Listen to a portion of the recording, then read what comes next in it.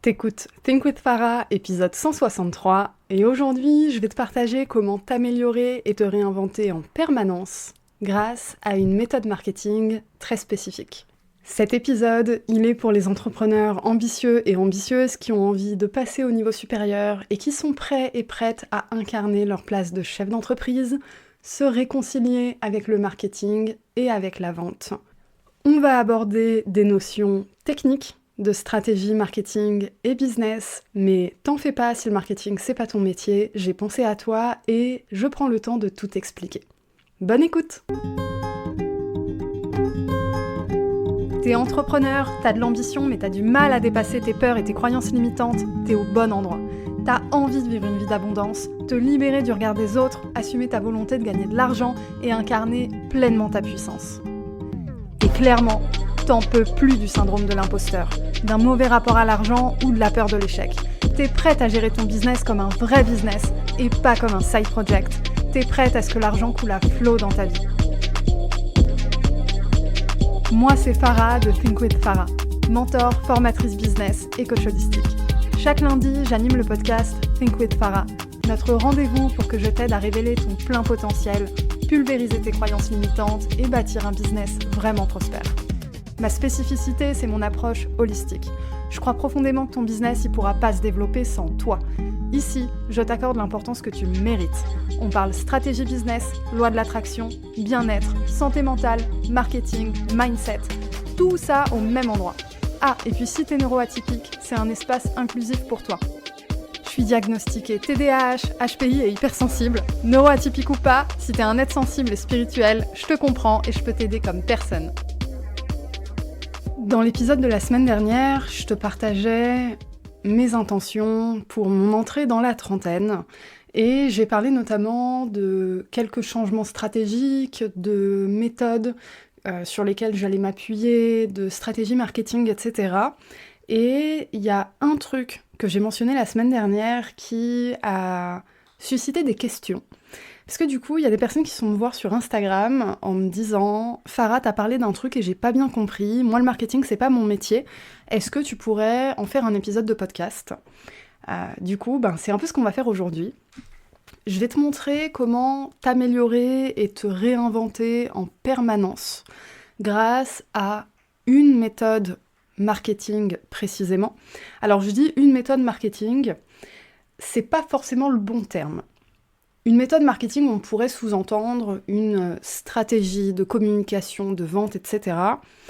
Et c'est pas ce que c'est. Ce que c'est une info qui va t'aider à déterminer si ce que tu fais, ça fonctionne ou pas, qui va t'aider également à être plus à l'aise avec la notion d'échec et de succès, et juste oser passer à l'action parce qu'on se rend compte à la fin que finalement le marketing c'est que des statistiques. Donc aujourd'hui je vais avoir une approche un petit peu différente de d'habitude, dans le sens où je vais vraiment enfiler plus ma casquette d'ancienne consultante en stratégie digitale et formatrice en école de commerce, sans pour autant dire qu'on va rentrer dans des termes compliqués et tout ça, mais vraiment juste pour poser les choses, que quand on parle de marketing, on cherche souvent à être magnétique, à attirer sa clientèle de cœur, à parler à sa clientèle idéale, à faire en sorte que les gens résonnent avec ce qu'on a à partager et que ça nous permette de transformer notre audience en client finalement. Et tout ça, c'est vrai, et l'objectif de cet épisode, c'est pas du tout de dire que le bon marketing, c'est pas ça, parce que c'est ça, le bon marketing. Par contre, l'objectif de cet épisode, c'est te donner la clé pour non seulement faire du bon marketing, identifier si ce que tu fais c'est du bon marketing ou pas, et surtout passer au niveau supérieur. Parce que peut-être qu'aujourd'hui, tu es au stade où tu communiques, tu attires certaines personnes, tu as quelques clients, clientes qui viennent, ton business y tourne, plus ou moins, peut-être que tu es au balbutiement de ton expérience, peut-être que tu génères déjà des milliers d'euros par mois, etc. Mais c'est aussi possible que tu aies envie en fait de passer au palier d'après. Et passer au palier d'après, ça demande quoi ? Ça demande d'incarner ta place de chef d'entreprise. Et je vais reprendre un fun fact que je t'ai partagé, je crois, la semaine dernière, d'une cliente, Malvina, qui avait dit ça en coaching de groupe et qui avait dit « Notre premier métier, c'est entrepreneur, notre deuxième métier, c'est notre métier de cœur ». Et je pense que c'est vraiment important de garder ça en tête quand on dit incarner sa place de chef d'entreprise, c'est-à-dire aller au-delà de juste pratiquer ton métier. Faire du marketing, c'est déjà incarner ta place de chef d'entreprise, mais il y a un niveau d'après. La différence entre les entrepreneurs qui génèrent quelques milliers d'euros par mois et les entrepreneurs qui génèrent des 10 000, 20 000, 50 000, 100 000 euros par mois et plus en termes de chiffre d'affaires, c'est le fait de se poser et regarder les chiffres. Et c'est ça, en fait, qu'on va aborder ensemble aujourd'hui. Je vais te parler notamment d'un mot-clé qui s'appelle KPI, les 3 lettres KPI. En anglais, ça veut dire Key Performance Indicator. Donc en gros, c'est tes indicateurs clés de performance. Donc déjà, là, on comprend qu'on est sur un mot-clé vraiment business. On est sur un mot-clé qui n'est pas dans la bouche de tout le monde. Donc si tu commences à te familiariser avec ce type de mots-clés, avec ce type de vocabulaire, c'est déjà en fait que tu es en train de rentrer dans cette démarche d'incarner cette place de chef d'entreprise, même si le marketing à la base, c'est pas ton métier. Même si tu comprends pas tout à fait comment ça marche, même si il te manque des compétences, en fait, le secret, c'est que t'as pas besoin d'avoir une expertise là-dedans, t'as pas besoin d'avoir un master là-dedans, etc., pour pouvoir faire du bon marketing, parce que le bon marketing, ce n'est que du bon sens. Littéralement, ce n'est que ça. Tu connais bien ton produit, tu connais bien ta clientèle idéale, tu sais ce dont elle a besoin, c'est du bon sens. T'as plein d'entreprises qui ont eu des succès immenses avec des gens qui n'étaient pas formés au marketing, c'est vraiment du bon sens. Donc je veux aussi en profiter pour lever une barrière mentale chez toi, où tu pourrais rejeter le marketing, rejeter la vente, parce que t'associes ça à un monde business auquel tu t'identifies pas, etc., etc. Non, le marketing, le bon marketing, ce n'est que du bon sens. Après, il y a des méthodes qui font que tu peux peaufiner ce que tu fais et aller encore plus loin. Mais t'en as pas besoin pour démarrer. Mais aujourd'hui, ce qu'on fait, c'est pas t'apprendre à démarrer en marketing, c'est t'apprendre à passer au niveau d'après. Donc j'ai vraiment envie de t'aider à te familiariser avec le marketing et notamment le concept des KPI. Tout au long de l'épisode, je vais dire KPI, mais tu retiens, c'est Key Performance Indicator, donc indicateur clé de performance. Pourquoi c'est important ? Parce que ça te permet d'anticiper ton succès. Une KPI, c'est quoi ? C'est une info que tu vas déterminer comme étant importante. Donc c'est à toi de choisir qu'est-ce que tu vas suivre en fait comme data. Donc la question c'est comment on fait pour déterminer les bonnes KPI. Parce qu'une erreur qu'on fait beaucoup, quand on se lance dans la communication, le marketing, etc., par exemple si tu communiques sur Instagram, qu'est-ce que tu fais ? De temps en temps, plus ou moins régulièrement, tu vas regarder tes statistiques. Combien de personnes ont vu tes Reels, combien de personnes ont vu tes carousels, combien t'as gagné d'abonnés, etc., etc. Mais ça, c'est des infos, tu les regardes, tu vois des chiffres, ok, mais peut-être que tu les regardes et tu sais pas trop quoi en faire. La logique derrière la KPI, c'est, avant d'aller regarder les chiffres, te poser et te dire de quelle info j'ai besoin et qu'est-ce que ça veut dire. Donc, comment on fait pour déterminer une bonne KPI ? Imagine-toi à la fin d'une période de promotion. T'as fait la promotion d'une de tes offres, maintenant t'as envie de te poser et analyser tes résultats. En surface, tu vas te dire « j'ai atteint mon objectif » ou « j'ai pas atteint mon objectif ». Ok, donc t'es satisfait, satisfaite ou tu ne l'es pas. Le problème avec cette approche, c'est que si tu n'es pas satisfait ou satisfaite de ton résultat financier, tu vas considérer que ce que t'as fait, du coup, ça a été un échec. Alors que si, avant de faire ce travail-là, tu prends le temps d'identifier les KPI importantes pour toi, en fait, tu vas te rendre compte que peut-être que tu n'as pas atteint ton objectif de chiffre d'affaires, mais qu'il y a d'autres éléments de ta stratégie où tu as cartonné, où tu as assuré. Mais ça, tu peux pas t'en rendre compte si tu définis pas tes KPI. Donc imagine-toi à la fin d'une période de promotion, tu veux te poser et analyser tes résultats. Tu vas te demander de quoi tu as besoin. Tu vas avoir besoin d'analyser tes résultats financiers par exemple. Ok, quel est ton chiffre d'affaires ? Est-ce que tu as investi pour cette période de promotion ? Est-ce que tu as délégué une partie ? Est-ce que tu as fait de la pub, etc. Est-ce que tu es rentable ? Ok, le point financier, d'accord. Mais c'est pas tout. Tu vas aussi regarder si tu as envoyé des emails. Si tu as envoyé des mails, tu vas vouloir regarder quoi ? Tu vas vouloir regarder le taux d'ouverture et le taux de clic, par exemple. Si tu vois que ton taux de clic est bon, mais que ton taux d'ouverture est merdique, qu'est-ce que ça veut dire? Ça veut pas dire que ton email est nul. Ton email, il est super bien, les gens, ils cliquent. Mais ça veut dire que ton objet d'email, peut-être qu'il est pas assez accrocheur. Donc quand tu vas retravailler la prochaine période, plutôt que de te prendre la tête, de te dire que ton produit, il intéresse personne, que tu communiques pas bien, que tu sais pas rédiger, que tu sais pas vendre, etc., etc., étant donné que tu as identifié une donnée importante qui est le taux d'ouverture de tes mails, en fait, tu vas juste te dire, ok, en fait, parmi tout ce que j'ai fait, j'ai juste à retravailler mes objets d'email.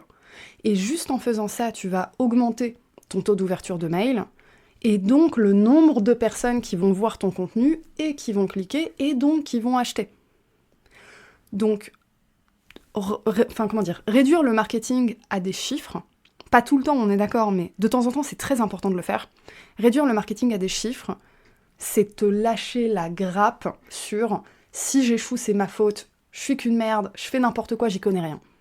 Tu te lâches la grappe parce que ton succès, il est multifactoriel.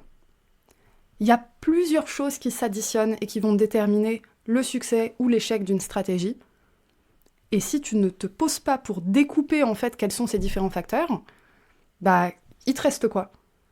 Si t'as réussi, c'est bien, mais en vrai, tu sais pas pourquoi t'as réussi, donc si tu recommences, ça va être de la chance. Et si t'échoues, tu vas te blâmer, alors que t'as pas forcément de raison de te blâmer. Pour reprendre l'exemple des mails, d'une période de promotion par mail. C'est le cas d'une cliente que j'accompagne en ce moment d'ailleurs, où on est en train de faire ce travail d'analyse. Quand t'es dans un cas où t'as un très bon taux d'ouverture, t'as très peu de personnes qui se désabonnent, mais t'as pas un grand taux de clics, et parmi les gens qui cliquent, les gens n'achètent pas. Là, la question qu'on peut se poser, c'est quoi? C'est déjà la forme du mail, le format. Est-ce que t'as mis assez d'appels à l'action?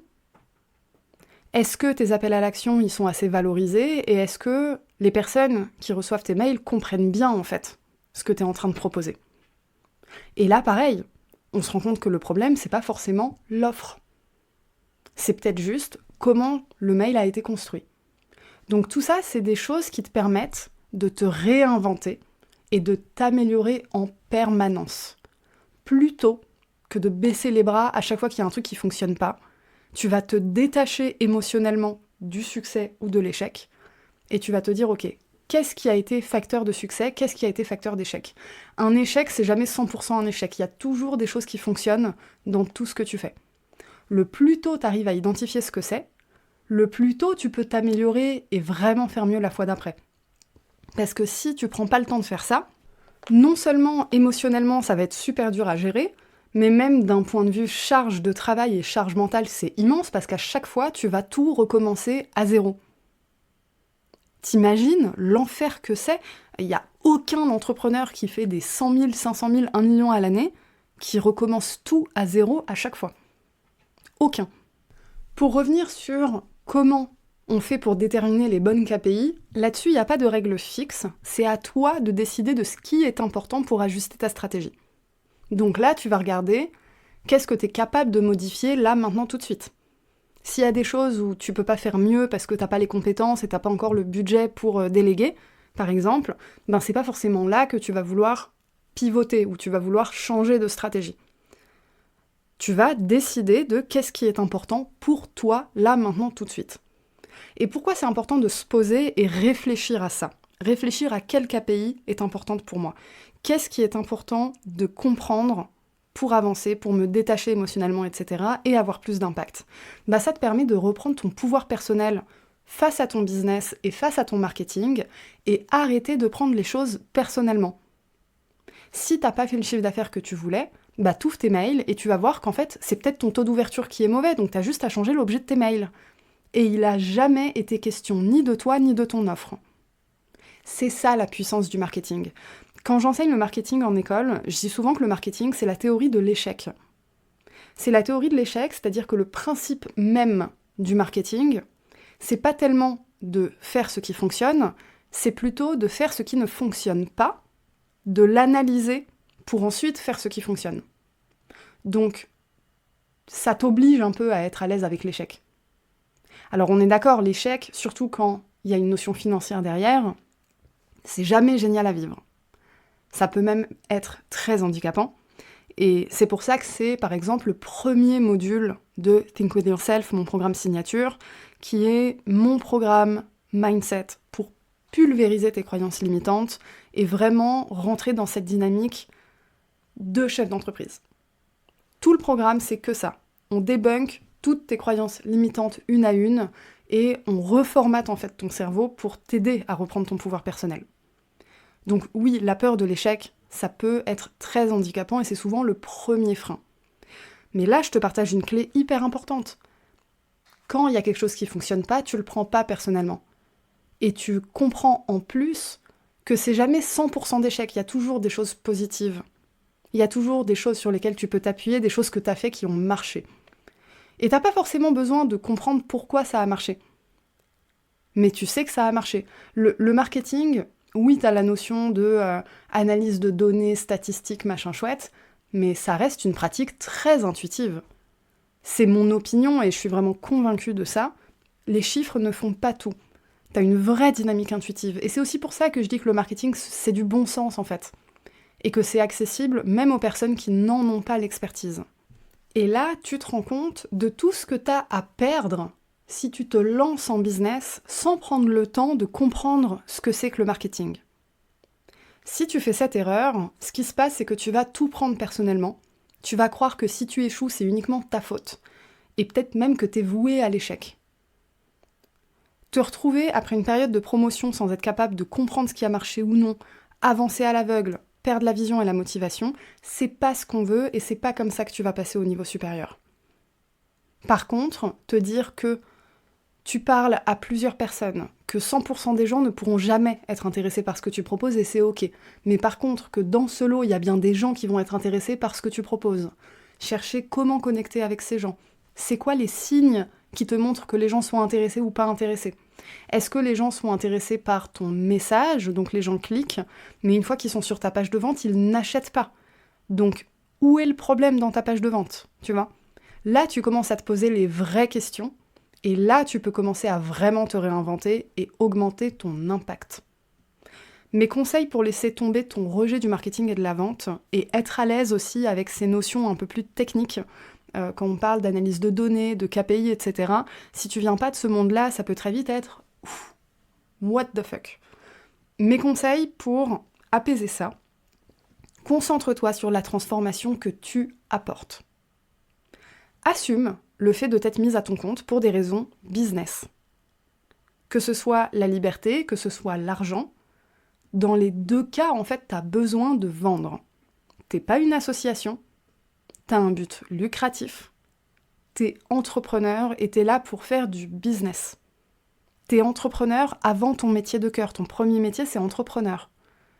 Si ce n'était que ton métier de cœur qui t'intéressait, entre toi et moi, tu serais pas entrepreneur. Ton métier de cœur, tu peux le faire en étant salarié. Donc à un moment, il faut aussi se regarder dans la glace et dire pourquoi je suis entrepreneur. Mais parce que t'as envie de faire du business. T'as envie de générer de l'argent. T'as envie d'avoir de l'impact, plus que tu ne pourrais avoir si t'étais salarié. Et c'est ok de vouloir tout ça. Il n'y a pas un plafond de verre que tu ne peux pas dépasser, sans quoi tu deviendrais quelqu'un d'horrible. C'est ok de vouloir tout ça. Et réalise que les gens de ton audience ont envie que tu leur vendes tes offres. Arrête de croire que tu vas déranger les gens. Et ça, là je te le dis, tu l'entends, mais tu ne pourras l'intégrer que si tu prends le temps de regarder tes chiffres. L'exemple de ma cliente, elle a eu un très bon taux d'ouverture et très peu de désabonnements. Elle avait même ajouté l'option dans ses mails de se désabonner de la période de vente si ça n'intéressait pas.